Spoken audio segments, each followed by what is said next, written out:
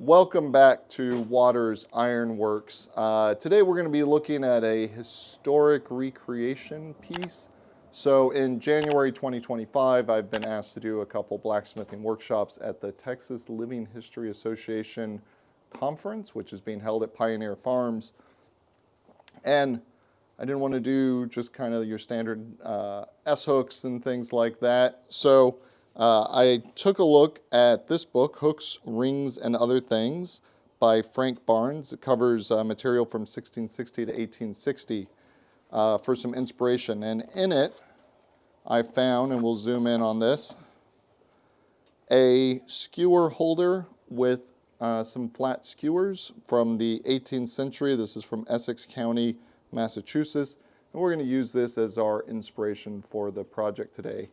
These skewers and skewer holders were just extremely common anytime you had cooking that was taking place over a fireplace. So you go back a couple hundred years and everybody's got these things in their kitchens.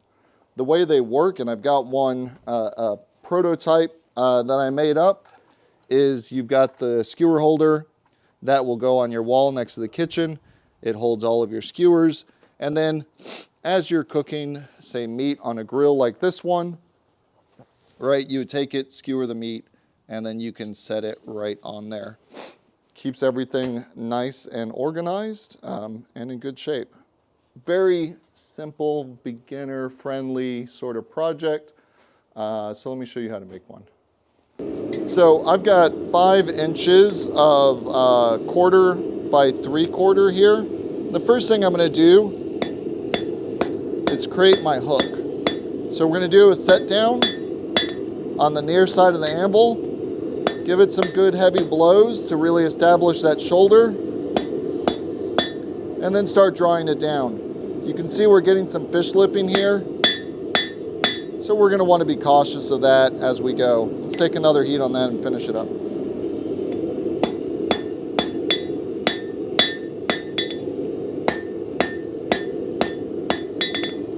We're just going to draw this out nice and long.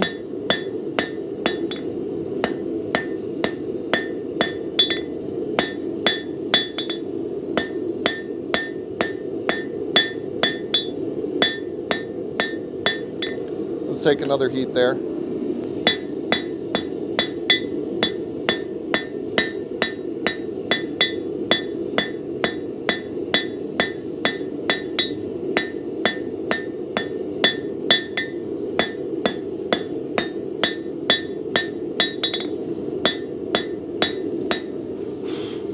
So you can see I've taken it pretty thin here on the shoulder. We've got all that material moved over to the side. I think this would look a little more interesting round, so we'll take a heat to make this round, do a little bit sharper of a point and a scroll on the end.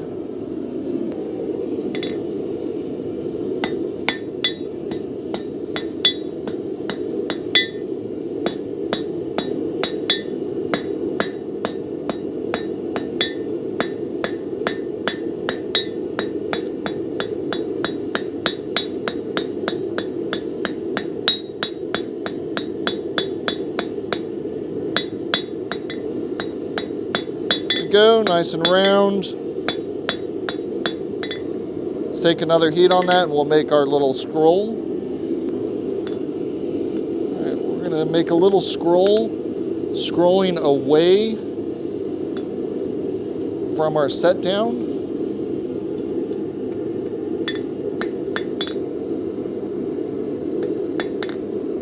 That looks pretty good. We'll take another heat. The next thing we're going to do is come to the far side of the anvil and give it some blows bending away so that we've got the right angle as we come in and make our larger loop here. So we're going to come in, bend it away, quench our little curl,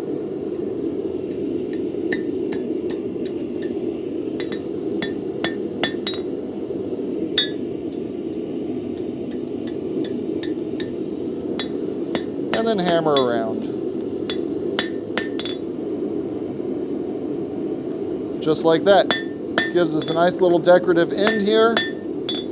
Our next step is going to be coming in and doing some splitting on this. So I'm going to pick where I want that split to end and do a bit of a punch mark there.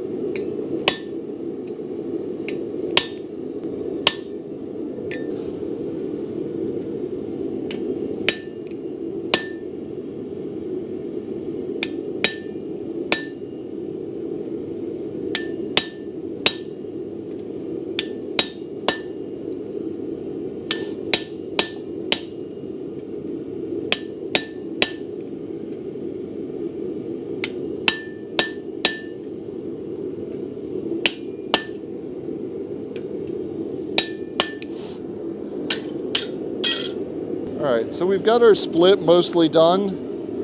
What we're gonna do now is come in and just clean that up a little bit.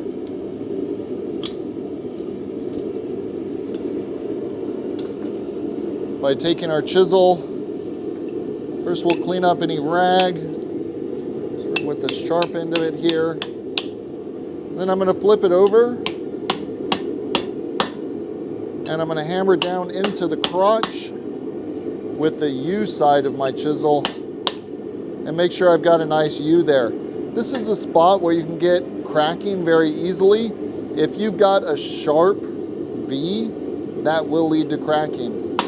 Coming in and giving it a nice rounded U makes this a lot less prone to cracks. So the first thing I'm gonna do is bend one leg out of the way so I've got access to the other one. And then we're gonna come in and just put a little bit of a taper, draw this out.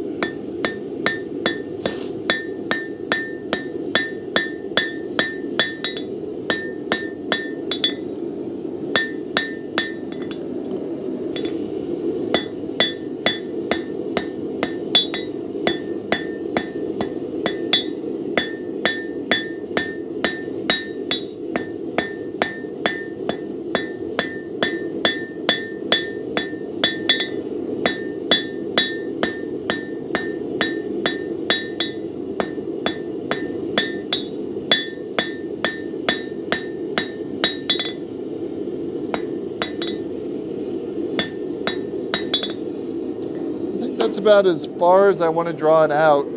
So what I'm going to do, actually that works pretty well. I want to make sure I draw the next one out the same length, so I know if I go from the crotch to the far side of my hardy hole, then both of these will be even. I'm going to come in, round this up.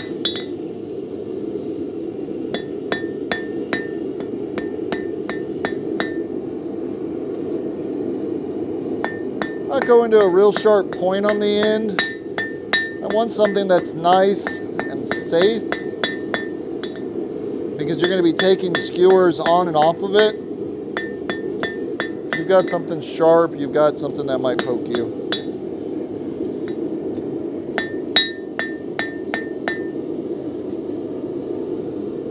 All right. So now we come in. Just bend this one out of the way, bend that one up,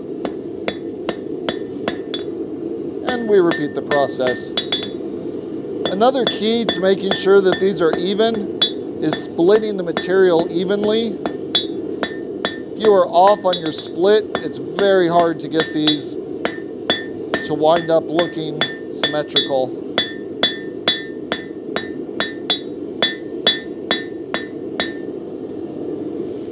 A little more to go.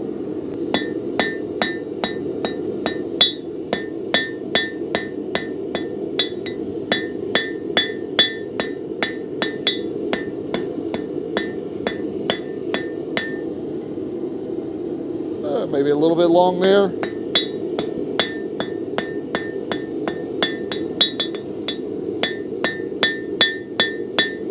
Let's take one more heat. We'll finish rounding this up.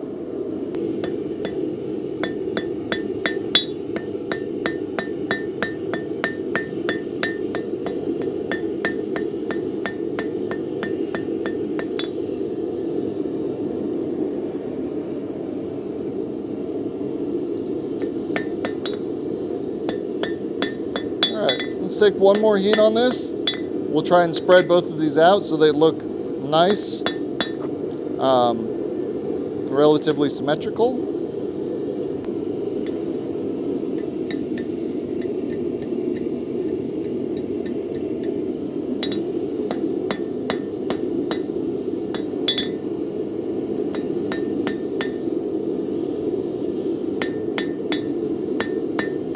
So I'm just bending those so they sit slightly out and away from the wall. I think we'll take one more heat and we'll just roll those ends up a little bit. So I'm just going to grab a pair of scrolling tongs here.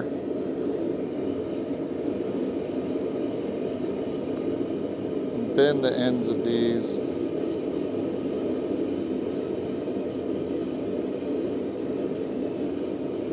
Up a little bit.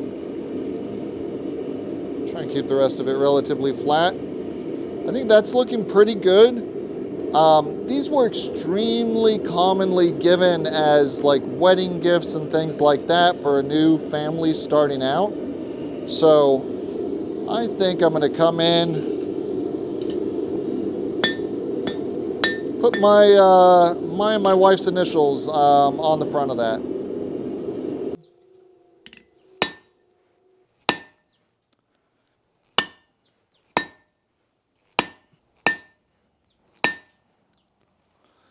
Go, we got some initials in it. I think that's looking pretty reasonable. So let's take a look at making a skewer. So these skewers are very similar to the holder. We're going to go through sort of the same process, setting down a section and then drawing it out.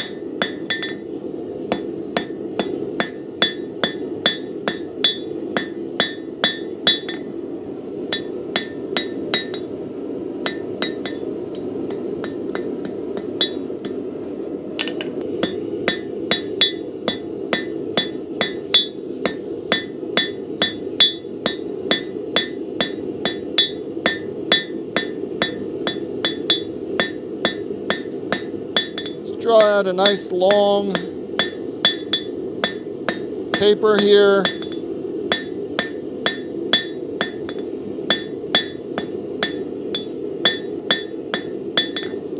We'll take one more heat on that. We'll do the same thing again, bend it away and then bend it around. Tossed a bic iron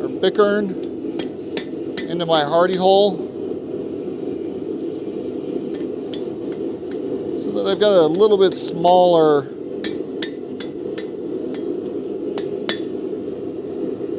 horn to work with here.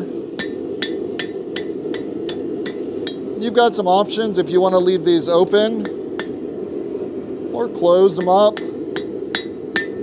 Either way will work. You can put a little scroll on it as well. I think I'm going to leave this one, and maybe we'll close it up. There we go. I think that looks pretty good there. There we go. Just make it touch. Now we're going to flip this around and work on the opposite side. Just put a little bit of a taper on it. This one that I'm making right now is about 10 inches long. What we see from historical examples is that a lot of times there's a range in sizes, and just making a real simple point there. And we're going to flatten everything out. If we wanted to, you can certainly come back in, put a longer taper on these, even taper it all the way back. Here, I'm just going to put a bit of a taper on it like that. Make sure this is all nice and flat.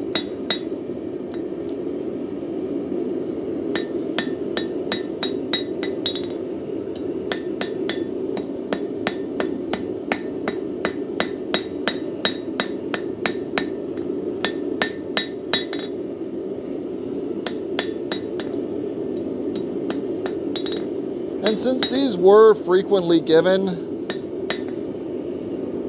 you know, as wedding presents, as presents when people are starting out their new life, and I've got my and my wife's initials on that one. I think I'm going to put a little message on this skewer, and I'll do that for all the skewers that are going to go on here. So let me quench this, and we'll write a little word.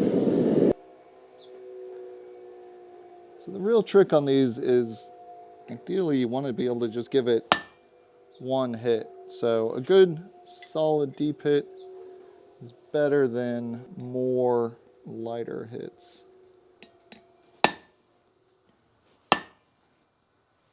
You also want to make sure that the material is tight against the anvil if you can. If it's not bouncing around on you, that will give you a much better stamp. So there we go. This one says love. I might make some other ones that say health, wealth, any of those sort of messages that you would give and wish on somebody who's just getting married and starting their life. So we've got skewer and a skewer holder for the kitchen. Again, you go back into the 1700s and earlier, and these would have been a very standard part of everybody's kitchen, anybody who had a fireplace that they were doing cooking on. So hopefully a little bit of history and an interesting blacksmithing project. Again, this is a great project for a beginner because you've got a lot of the same skills being repeated multiple times. It gives you a chance to really practice and lock some stuff in. So until next time, thanks so much, and we'll see you again.